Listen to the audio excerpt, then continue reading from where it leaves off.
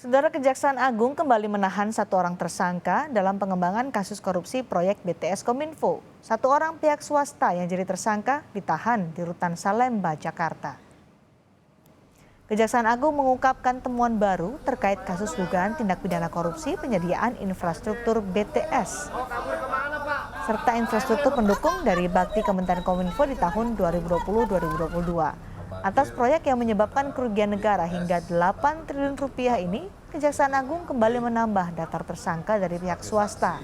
Sebelumnya, Kejaksaan Agung sudah menahan 6 orang tersangka, termasuk Menteri Kominfo yang juga Sekjen Partai Nasdem, Johnny G. Plate.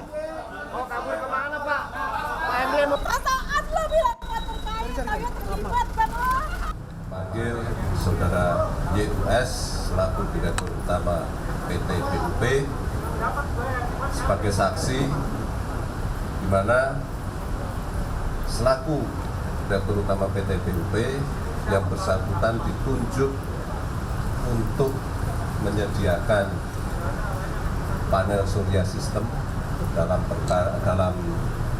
proyek pengadaan infrastruktur BTS 4G paket 1 sampai dengan 5. Diduga di dalam penyediaan perangkat ini terdapat indikasi tindak pidana yang dilakukan oleh yang bersangkutan bersama-sama dengan tersangka lain yang telah kita tetapkan terlebih dahulu. Setelah kita lakukan pemeriksaan secara intensif, penyidik telah menemukan alat bukti yang cukup sehingga pada hari ini juga yang bersangkutan kita naikkan statusnya sebagai tersangka dan selanjutnya kita lakukan penahanan di Rutan Salemba Cabang Kejaksaan Agung